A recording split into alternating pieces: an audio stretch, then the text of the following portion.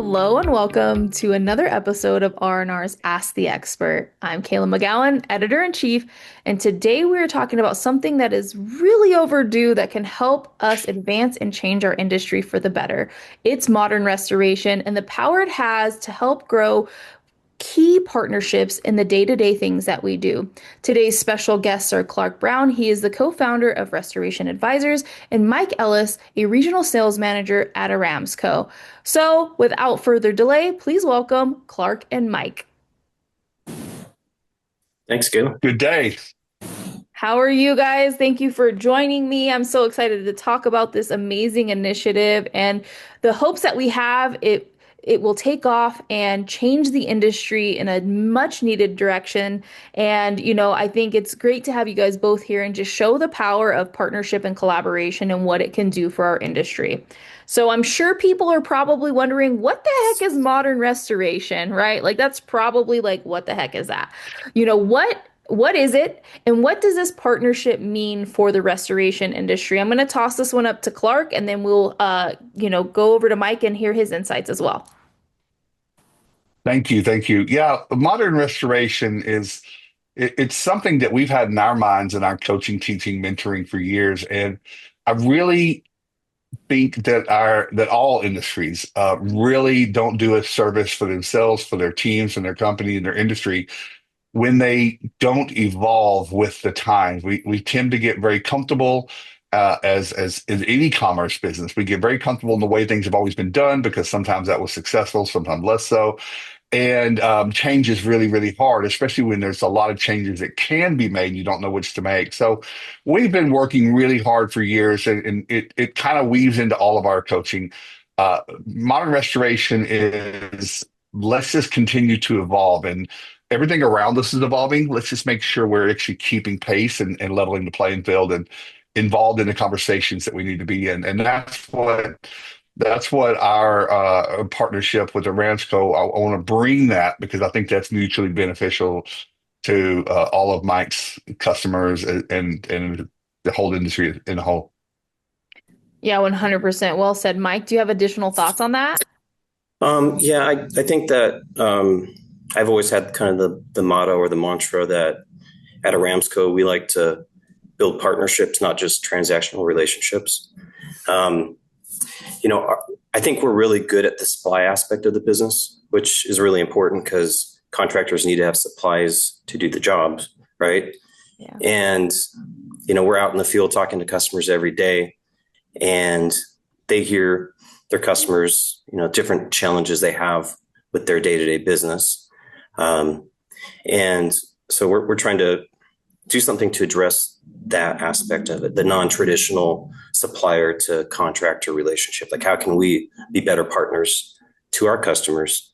And bringing Klark, putting this program together with Restoration Advisors, I think really addresses that. Like, what can we do to take the different challenges they have and address that portion of it to make them better customers, better, more successful businesses, things like that. Yeah, 100%. I will definitely say that collaboration is part of the biggest probably it's a key piece to facing the obstacles that we see on a regular basis, right? And so you guys have come together to face some obstacles that we are seeing, right? And one of that happens to be during that transactional or transitional period, right? And it's absolutely critical to what we do.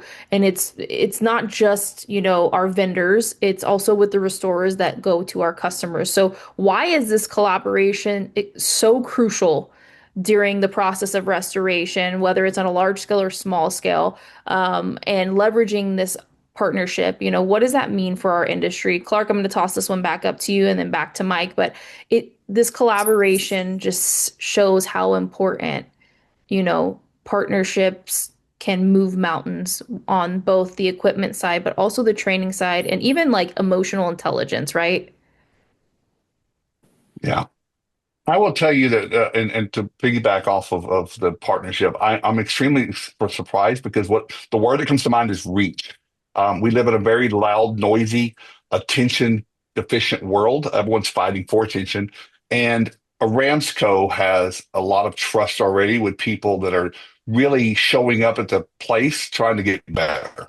And those are our kind of people. Those are your kind of people. I mean, those are who we all want to serve. So all around us, Kayla, there are just tons of changes, whether, carrier relations, customer buying habits, AI. We can list the mergers and acquisitions, partnerships inside of our industry of bigger conglomerates. Marketing is changing, and then alternatively, there are so many places that you can get information. Not all information is created equal. So that could be your social media forums. Those are blogs and onlines and news articles. That is ChatGPT. And we are doubling down. And Mike and I have been working on this partnership for a better part of a year, I believe, right, Mike? Um, Yeah. Getting people live together in a room to have community together. Conversations.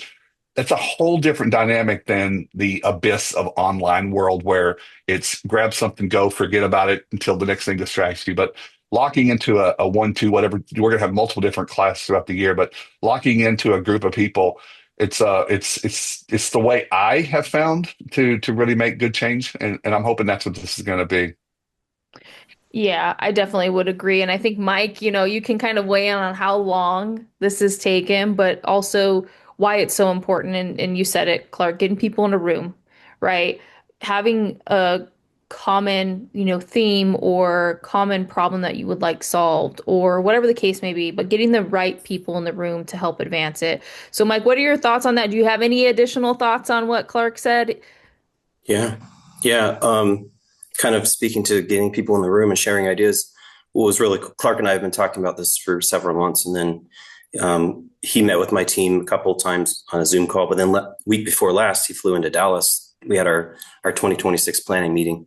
He flew in, and he and my group sat together, and we kind of threw all the ideas and challenges we've heard from our customers together. And that's what we built this program off of is ideas that we've heard from our customers. And and we when we think about modern restoration in Aramco, like us off, providing a modern solution to our customers, we traditionally, when you think about classes at a supplier, it's IISCRC classes, which are important.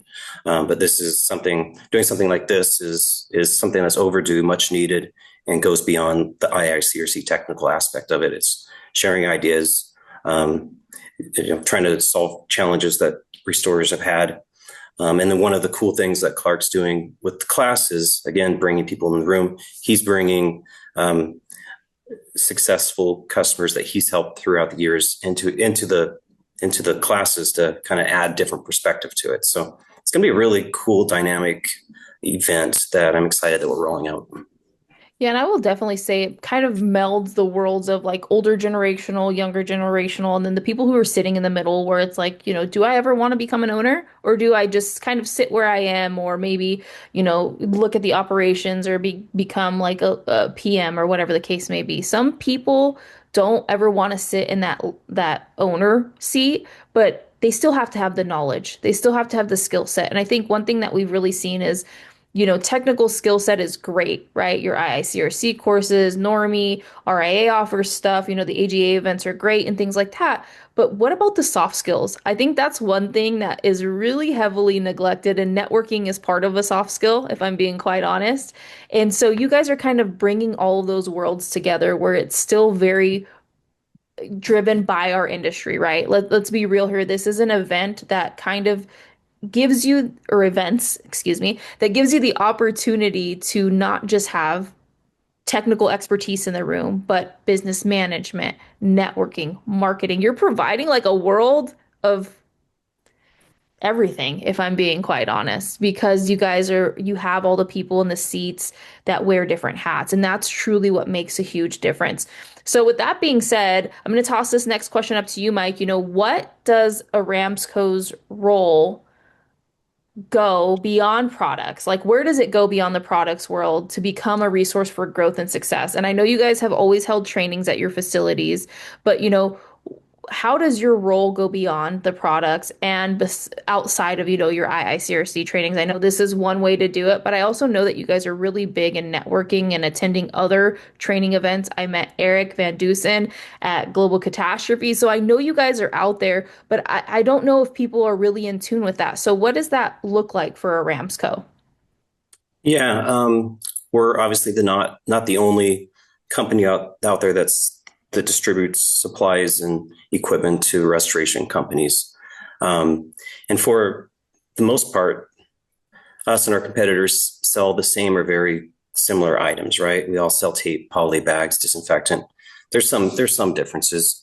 So what the question is, what can we do different to be a better partner for our customers, to build partnerships, not transactional relationships? Hmm. So let's think outside what we traditionally do and make it better, provide a better solution to our customers, and make them better. Because at the end of the day, if our customers are better, we're going to be better. And that's what I love about this industry is it's very communal. Like and putting things together like this, it's when you're a part of them, it's almost like magic, right? You're sitting there, it's everybody's getting excited, you build connections with people, and that makes people better on top of that when you share ideas and have spaces where people can share ideas and help each other and network together and things like that.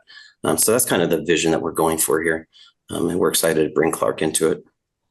Yeah, no, I think that's really well said because I think that oftentimes, let's be real, I've heard that we're a commodity and Yeah. and we are, right? No matter whether you're a contractor, a vendor, a supplier, we're all very similar. And I think that's where these types of events make a huge difference because now you make other additional connections. You also grow as a professional. But not only that, I think we are starting to see a little bit more people are basing their purchasing or who they go to based on the people that they deal with, even if you do offer something similar to your competitors. So I think this is a place to kind of not really necessarily wear your vendor hat. You're providing a really safe space for people to kind of take off their own personal worried about their business and look at the industry as a whole. Because when we have that mindset, we're able to advance a lot quicker and we can do it together. At that point, we're not competitors, is what I kind of feel like when we're in the community mindset of things. And, I think we're doing a better job, but I think that, this partnership is going to help kind of spearhead that because I've been at events with Klark and it's like we're not competitors. We're friends and we are going to one day have to rely on each other. And so you guys are providing a really cool space to do that. And I think that is what modern restoration is taking off that competitor hat, but also networking, leveraging our partners, and most importantly, doing what's best for the customer. Doesn't matter who you work for, where you are in your business, but let's talk about the end user, and that's the customer. This is all what it's for. So, with that being said, Klark, what does modern restoration mean to you personally, and how does this partnership fully embody that concept? But modern restoration is just what the both of you just had a conversation about. I think it's an evolution, but I think that the public has changed, their perceptions of disasters, whether small or large. But I'm thinking, I always think of students. I think of entrepreneurs that are in this space. And I normally would work with owners and founders as well as upper management. So your general managers, mitigation managers, we probably don't do enough teaching and training that technicians gain a lot of it value. But Kayla, what I hear the most often, whether I hear it out loud or murmurs, is who do I want to be? What does how big do I want to become? What does that look like? And then most importantly is what do I do next? I can't do those things until I do some other things, but what are they? Because I have 100 different problems or issues or challenges to overcome. And I think modern restoration is what we've designed is a real program taking people from because every industry everyone tries to do things backwards. We try to go out and sell a whole lot of work, but then we don't know the technical. We don't have the right technicians to do good quality, safe work, and we hurt our reputation. So sometimes putting the horse first and then the cart doesn't always resonate with entrepreneurs that are eager, energetic, and visionaries. But our modern restoration, we're starting off the very first one, something, Kayla, that you and I have shared a room full of people, speaking specifically, I think it was Memphis, with the RIA, is customer onboarding.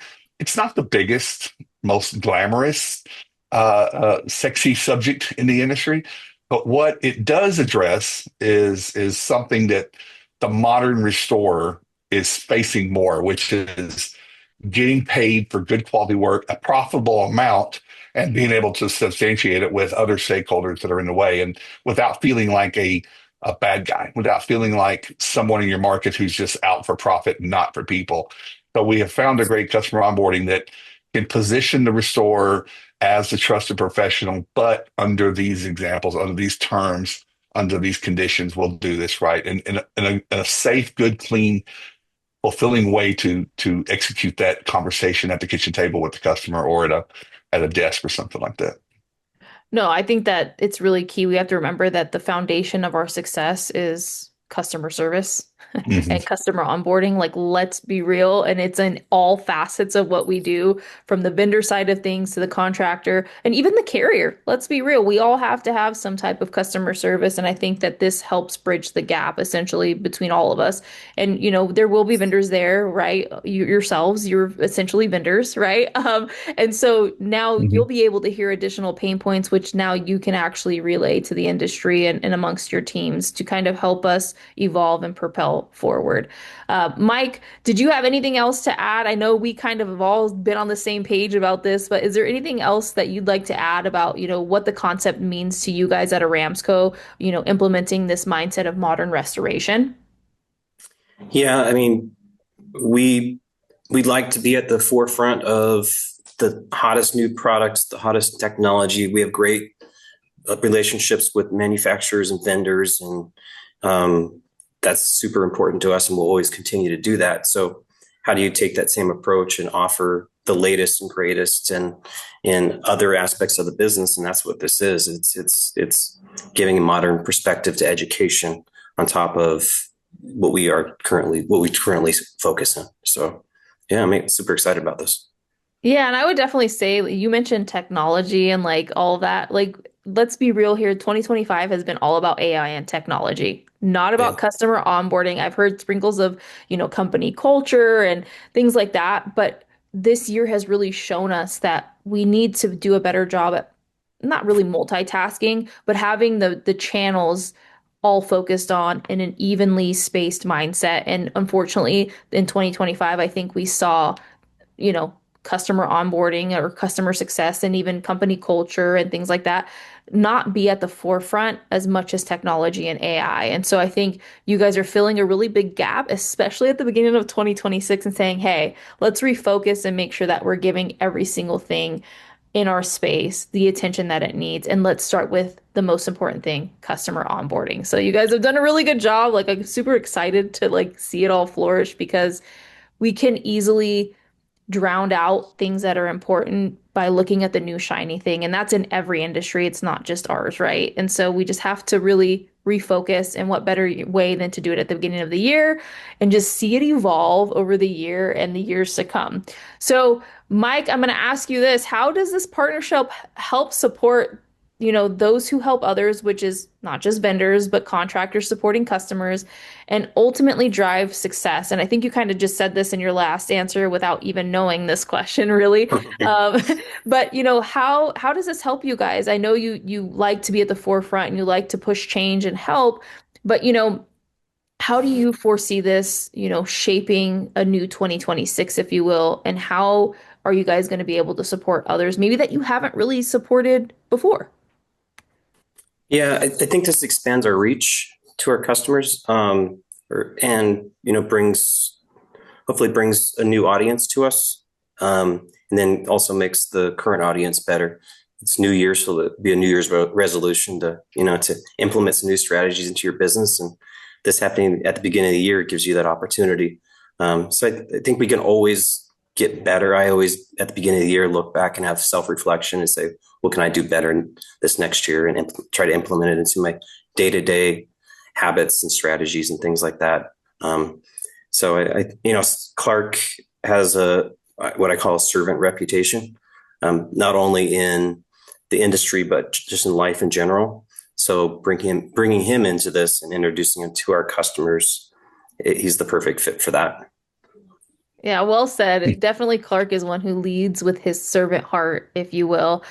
He's proved it time and time again. And I think, it also helps us humanize who we are and what we do too, right? Because to your point, Mike, you are a distributor and there's others in the space, but oftentimes things can get lost in the shuffle. But you're bringing on this partnership with Clark, who's going to, one, humanize things a little bit more. Not that you guys aren't humanized, but just it's a different mindset, right? And he is walking and living proof that it's really not even about Clark at the end of the day. He is more of like how can we help people, and that's in a lot of aspects, if not all of his aspects of life. So Clark, I'm gonna toss that one up to you. Do you have anything else to add to Mike? Of course, we were bragging on you because truly you are someone that I know a lot of people look up to, and I think that this is what our industry needs is to take a second and really appreciate the people we have in the room. Mike with Aramsco, I know you guys do a lot as well. And so it's really cool to see a partnership of people with the same mindsets and the same hearts coming together and providing something new at the beginning of a new year.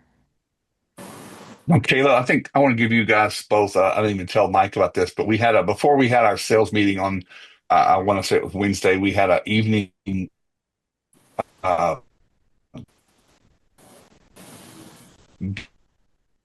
gathering, happy hour at a local brewery, conversations about just everything in general, and plus a little bit of this. And what I found is everyone I spoke to was looking.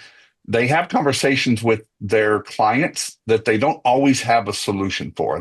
It's not always about what they're buying. This chemical, it didn't work. It was just like, I really need to buy a new equipment package, but man, I am just struggling with this. I really want to do more work, but we need more staff or better staff that lets me free up or something. So what I found was that, several of them, and you mentioned Eric was one of them. We had a long conversation. He's like, he went to global so that he can bring that back to the people he serves and have that in conversation, or when they ask something that's in the lane of something that he has exposure, he's more informed and he feels like he's serving them better. And that's what I think this is going to be. We're starting with one class.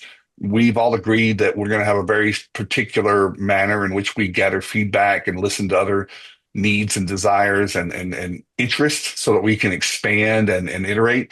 But I love that Anna and Wynn and Lisa and Nate and everyone, they say, we're going to be happy to, when we hear a customer of ours that's struggling with something that's coming, we can say, we better see your butt in Dallas. We better see we want to see you in this class.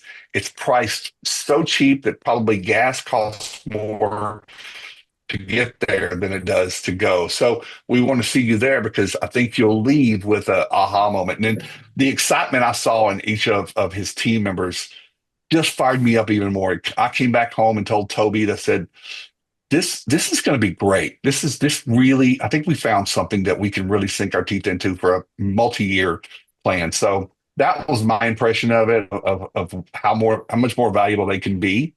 And a lot of his reps I knew from John Don. Obviously, everyone knows that John Don was acquired by Ramsco, and you picked up some great talent that already had the same servant heart that they had over there, and they brought that over to Ramsco, and those were great conversations. So, No, that's really cool to hear too, because I think people don't oftentimes hear about the process and what that looks mhm. like or what information you've gathered from the field to even push you into this direction, right? And I think at the end of the day, this industry, we all lead with the servant heart in one way, shape, or form. And, if we're all in that mindset, what better way than to really bring those people together who are struggling with things to help them see business in a different light? I too have attended training. Obviously, I met Eric at Global, and the reason why I've attended these trainings is for just that, to better understand how we can serve our industry in a bigger capacity. And it's from, the people brand new in the seat or brand new in the industry who maybe not understand it, all the way up to the people who have been here for basically their entire life. Let's face it, we know some people who have been in this industry for their entire life. And learning these things help us push the industry forward because now we're able to better trend better understand trends, if you will, but also find other holes in what we do day to day, right? You two get to hear directly from the contractors every day, pain points, what they're doing great, what they're not doing so great at, things that they haven't even explored. And this allows you guys to make sure that they're taken care of in not only the supply side of things, but also the business side of things, which I've been saying this a lot lately.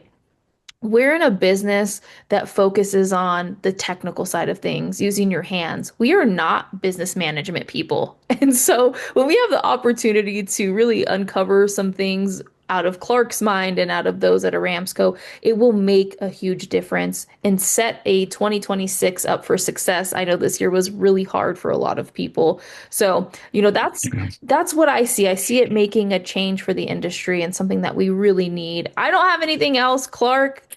Do you have I anything else do. to say? Go for I it. do. I want to tell you an experience. I don't know how much I've talked to Mike about this. We've a lot of going back and forth as we've launched this. We actually pre-launched a little bit and allowed the Ramsco to directly contact their customers saying, "Hey, this is coming up." Um, that created a lot of buzz. Mike, we share a lot of customers. A lot of people reached out and said, "Hey, I heard you're coming to Houston. Tell me more." Because they just got an infant. But what I really want to happen, I want February, March, and April of next year when we start to go into spring and get back into storming seasons. I want people to open emails from Aramco with a different energy. I want them to say, "Oh, this is of value." They're not just trying to sell me something. And I always feel like I'm pitching people, but I want them to say, "Oh, I was at this training. I liked where it's going. I can't wait to see what they offer. Aramco is going to bring us next." So I want people to open your emails and go to your shops and accept phone calls from your reps with vigor and saying, "This is probably going to be of high value." And that's the result I want to have for Aramco. Amazing, amazing. I know you are very invested in this partnership and collaboration. And I know one thing about Klark is he loves to see people succeed. And so, in true Klark fashion, he was not sales pitching. He was just saying what he hopes for this partnership. Mike, anything else to add? No, I mean, I think we've covered it. I'm just really, really, really excited about this, and just it's something new to present, and it's just I don't know. I feel like we get caught up in the day-to-day grind, and this is something completely new that nobody's done before, and just excited to see what it does for the people that attend and implement some of the Yeah. strategies that they learn. So just can't be more excited about it.